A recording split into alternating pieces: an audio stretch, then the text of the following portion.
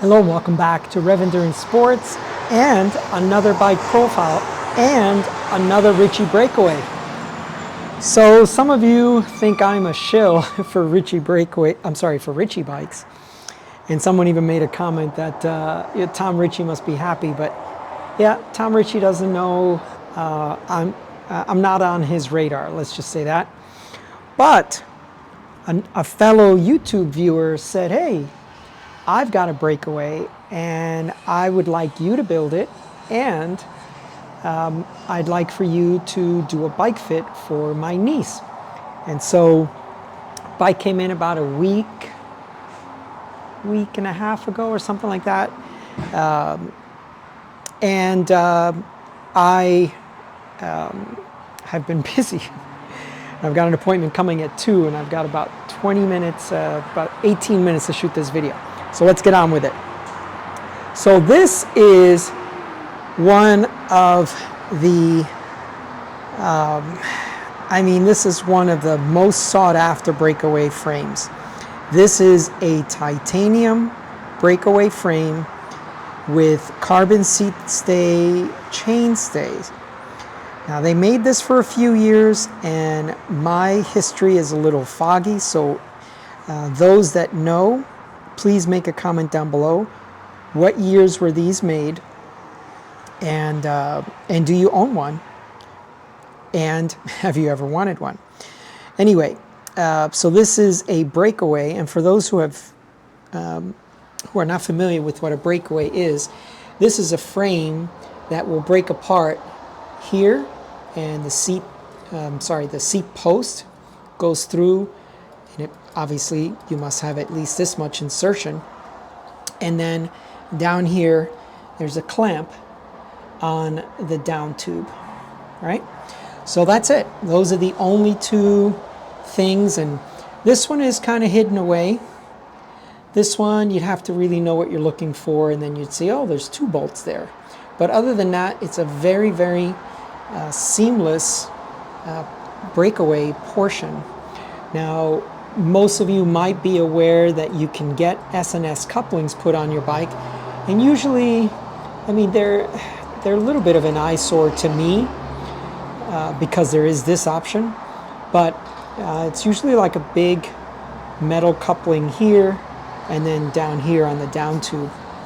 So let's run through the rest of this spec because again, it's just another very practical build.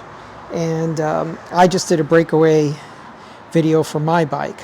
So, a Breakaway video of my bike. So here is this whiskey parts handlebar. And it's got SRAM Force 22 shifters.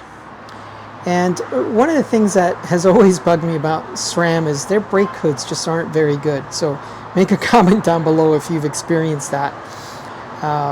But they don't have as much grip on the lever body. So we've got a mix of parts, but I think it's appropriate. So we have Ultegra brakes with an Ultegra crankset, but we have Force shifters and Force derailleurs. So we'll work our way back. Now these Rolf Prima wheels, these folks make their wheels in the US. They're in Oregon somewhere. So someone can make a comment down below and let me know where they are. I am a dealer, but I haven't purchased a set of their wheels in a long time. So my account probably has gone dormant. Now the bar tape. This bar tape took me almost 3 times as long to wrap. So it is a cloth bar tape by Portland Design Works, and they make good stuff, and here's the box for it. They are definitely one of those 1% for the planet places, and oops, that fell out of my hand, I apologize. So this is what it looks like, the box. Now, has anyone ever used this bar tape? Because it was very, very hard to wrap. It's a woven bar tape. Here's a close-up example of it. And it's got the sticky backing, but it also has this 2 strips of, I don't know, like a grippy part. So when you're wrapping it, that's kind of nice because it'll secure tape to tape. And then it also leaves one of those available for your hand. Now it's a very bulky tape, so making the figure 8 here was very, very difficult, and then stuffing the bar plug in was very difficult as well. So the bar tape looks to me like it's going to last a long time. Hopefully it's easy to clean. Generally I switch my bar tape out when my mood changes, so I'm not a forever bar tape person. Plus it gets dirty and grody and all kinds of stuff, sweaty, all those things. So, but this tape, I mean, it's going to have a very, very long life if it's kept clean. So we have some reflective GP 4000 tires. So how many of you have used these tires before? They've got a reflective strip, and I am curious if they are still making these tires in the 5000. I have not seen it. Maybe in the Gator Skin, or maybe in the Four Season. This reflective strip is really nice if you're commuting. I think it's a great idea. So yeah, so these Ralph wheels, as I was saying before, they build their wheels here in the US, and they've got, in almost all of their wheels, they have a paired spoking pattern. So you have spoke here from the drive side that meets up with a spoke from the non-drive side, and then a big void, and then the same thing again. So they do this on a lot of their wheels, and some folks are not crazy about it, but they've been doing it for a very long time. So if you folks own some Ralph wheels with this type of spoking, can you tell me about the longevity of the wheel? I'd be interested to hear that. As I mentioned before, Ultegra brakes, these appear to be 6800 because of the gray finish on them. And then you work your way down, and I shot this in my other video, but I thought I would shoot it again. These are the 2 couplings for your cables. So you're bringing a cable down from the shifter, right? So the cable head is in here, cable comes down, and you secure it by that grub screw, and then you have to run a second cable.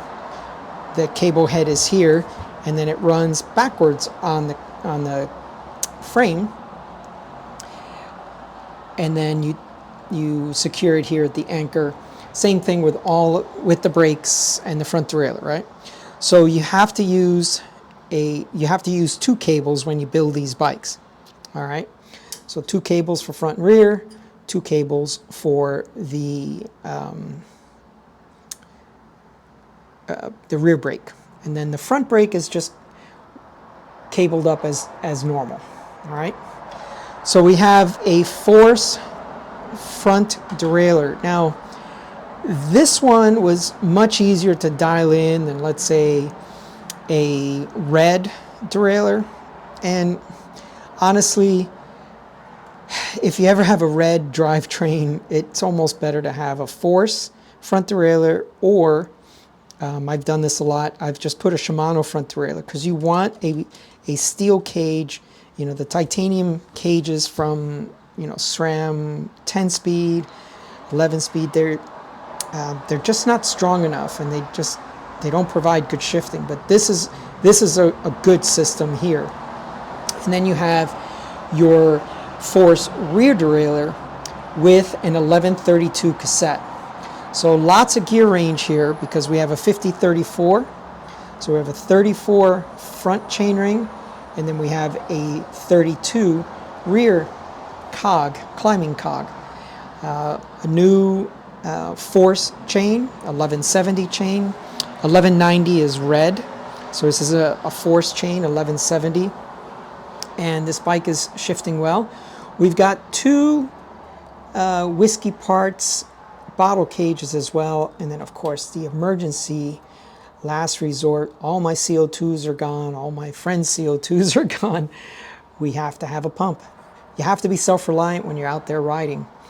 Thompson seat posts. Now these are very high quality seat posts, the Thompson seat posts. And this is the Physique Aliante saddle. Now this is the type of, I believe they used to call this one the bull saddle. Not really sure, but it's a very popular saddle. It was for many, many years. And it's got a nice channel. So some folks need a channel, and this will provide that for them. I am doing a bike fit for the owner's niece, so I don't actually know where to put the saddle, but I just thought for aesthetics I'd put it just a tiny bit above the handlebars, but she may be shorter or taller, I don't know. And then another 6800 Ultegra rear derailleur. Now these bars flare out a little bit, so I forgot to mention that when we were doing the front part of the bike. So you could see the bar would normally be, this drop would normally be sitting right about here, but it does flare out a little bit. So that's a very personal choice. If the rider likes it, then we'll keep it. If the rider doesn't, then we'll switch out to something else. And again, the paired spokes here with a very high flange hub. You can see that there, the Ralph paired spokes. So here they're going to cross, right? So they cross here, they cross there, but they're still paired.